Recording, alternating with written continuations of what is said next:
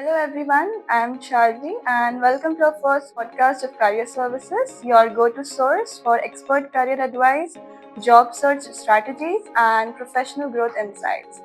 So today we have with us Mr. Abdul Razzak. Welcome sir. Thank you so much, Charvi. Thanks for Yeah, this wonderful initiative that you guys yes have sir. taken. So sir, today we'll start with a couple of questions Sure. about career. So our first question is, what is the purpose of career fair for graduating batch of students? Great Yeah. question. I think career fair at BITS Pilani, so I'm going to be very specific about BITS Pilani, is a launch pad for graduating batch of students. This is the forum where students get to interact with prospective companies who are interested in hiring students at a later stage, and this happens strategically at a point where students are graduating in more or less about one and a half months time they would be graduating. So this is a good meeting point where they get to network with various organizations. So we are talking about 70 to 80 companies who will be visiting this time around, who would talk about the organization, their roles, and prospects for students to work with them as an intern or as a full-time employee. Secondly, I would say that this is I see a lot of students complaining about that. We've been applying for jobs on LinkedIn, on various job portals, but we are not hearing back from the company. But in this forum, you have an opportunity to have that face-to-face interaction with employers, where they have already shared what jobs they're looking out for, and this is the time for you to get more information face-to-face with the employer. Thirdly, this is one event which allows students to showcase themselves in front of prospective employers. Obviously, students go prepared with right kind of resumes. They go well prepared with their elevator pitch, so that they can practice those elevator pitch with these employers. And also this event will give them an opportunity to be more confident when it comes to their initial pitch to employers, prospective employers, which will help them in their placement drive as well at a later stage. Also, it is a very important event for employers as well. So they're coming for this event, spending their entire 8-9 hours of their regular working hours to ensure that they are getting on board right kind of future leaders in their organizations. So their idea is to spend time, interact with students, meet with them, have conversations, and go back with some prospective resumes whom they can consider for future roles. Uh, and last but not the least, not all companies come to hire. They also come to have that pool of talent available for future roles. Or if they like a candidate, they could also recommend considering the candidature of the candidate at a later stage. So all in all, it's one of the best event before your placement program that starts on campus, to interact with about 70-80 companies on the campus on one single day. And that was nice. So guys, put many amazing points in front of you, so you can keep in mind when you go for your career fair. So your next question is, how do graduating students prepare when they go for a career fair in any university? All right. I think the first point is understanding, what is the purpose of career fair. So it's not just a random networking event where you're going and meeting people. It's prospective companies meeting prospective employees. So the first important thing that you need to do is do a bit of a research about what companies are coming on board. So at BITS Pilani, we inform students well in advance what are the companies that are participating in the event, what are the kind of roles available, so that students prepare and prioritize which companies they want to meet first. So that is one exercise that we do in general with students, final year students at least, to inform them what are the companies, how to prioritize, how to customize their resumes for those companies which are in your top slot.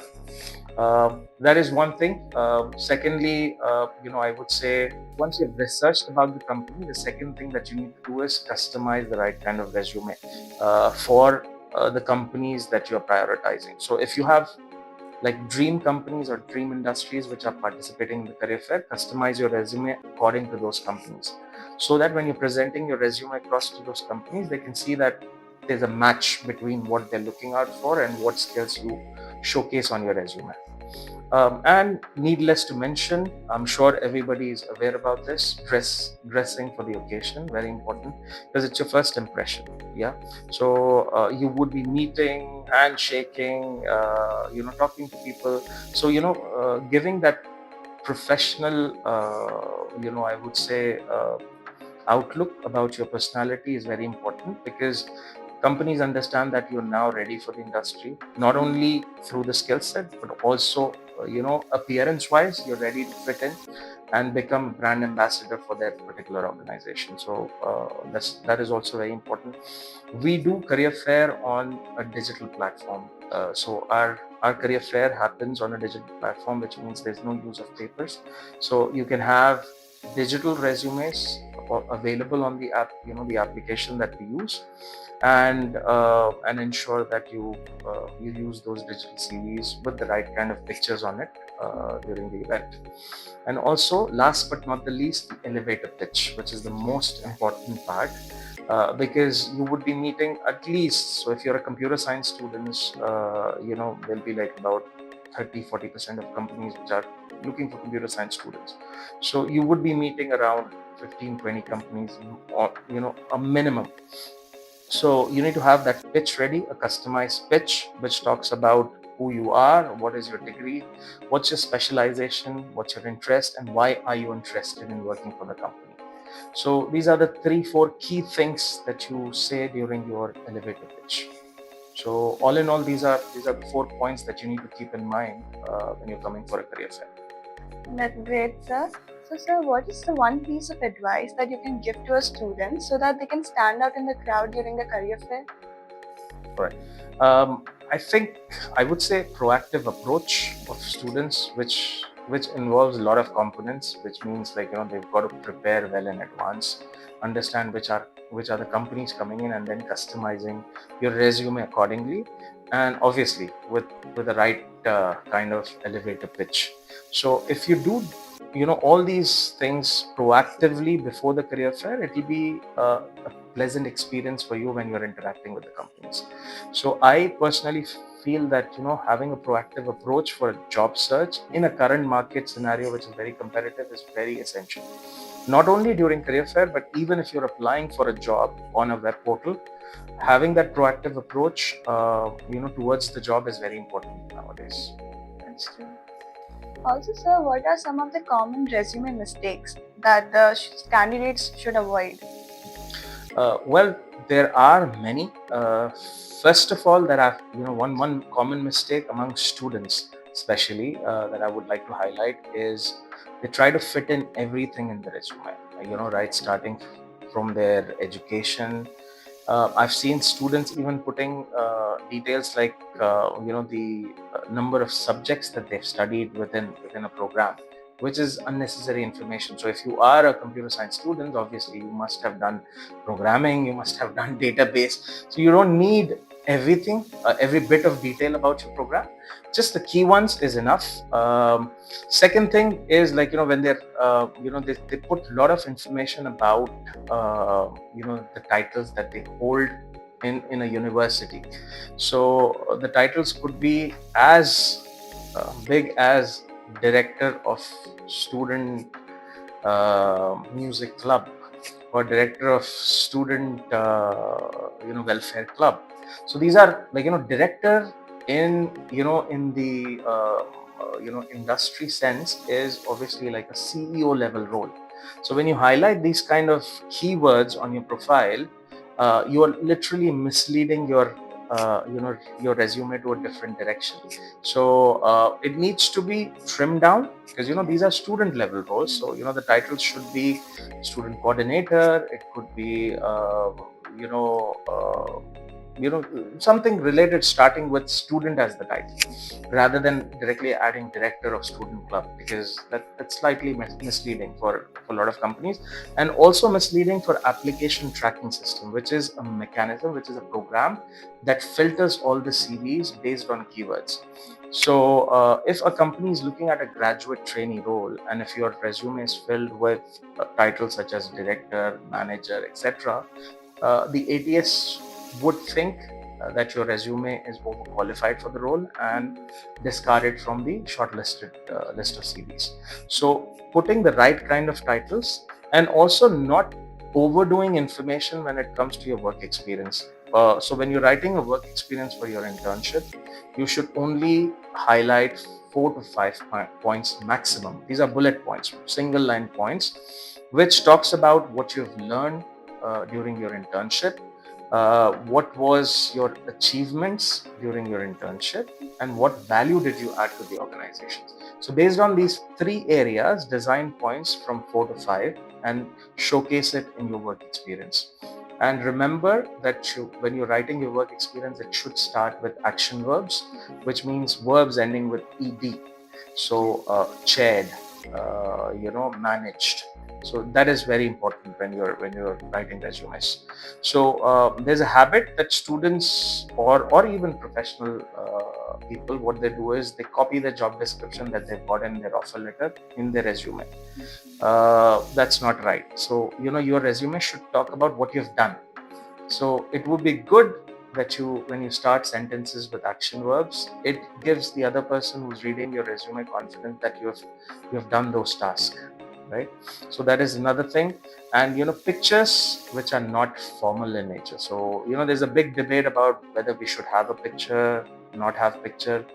I'm of the opinion that in the current scenario where most of the companies are using application tracking system, it's better not to have pictures. Yeah. So if you're applying for roles which are front facing, sales, business development, front facing roles, where you have to showcase that this is who I am, and a professional picture is what I would recommend. But if it's a technical role, you're looking at full stack developer, AI engineer kind of roles, you should focus more on your skills.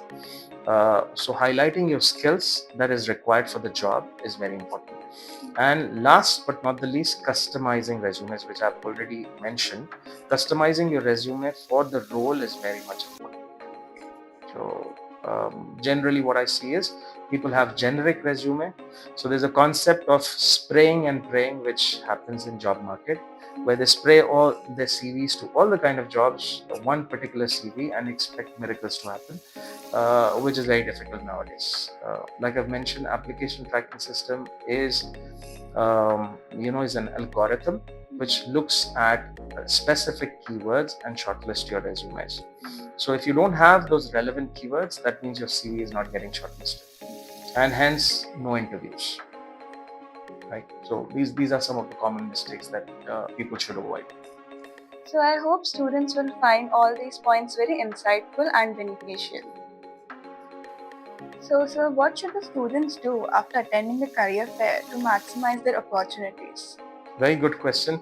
I think I'm assuming that when a student attends the career fair, they collect the information of the organization, which includes the name of the person that they've met, their email IDs, and just to make things easier, we've been using an app, Scan Factor app, which whenever a student interacts with a company, they will get details about the contact person that they've met. So their name, their picture, obviously if they've uploaded, their contact number, and the email address is available on the platform itself. So the first thing after the event that I would recommend students to do is drop in an email saying thank you for giving them the opportunity to interact with the organization and getting to learn more about the organization and the job roles, and showing your interest in having further conversation about the roles that has been discussed. So that's the first thing that you need to do immediately after the event. So if the event is from, let's say for example, 9 o'clock to 3 o'clock, you need to ensure that before the end of the day, drop in an email to them so that they remember you, recollect the conversation that they had, and take that thing forward from their end. And in terms of follow-up, your follow-up could be another follow-up email after a week's time to check the status, or a phone call if required.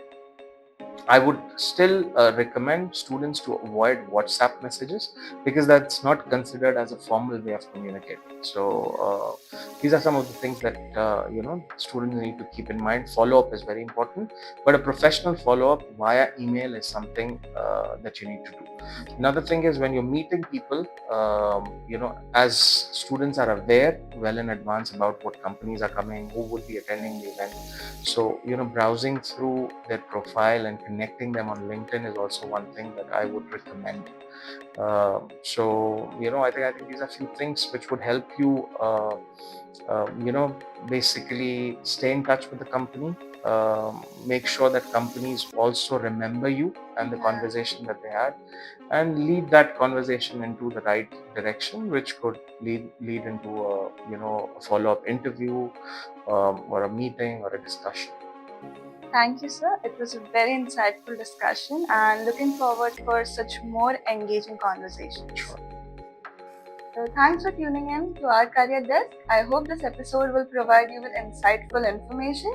So stay connected with us for more such insightful sessions, and until then, hustle for your future.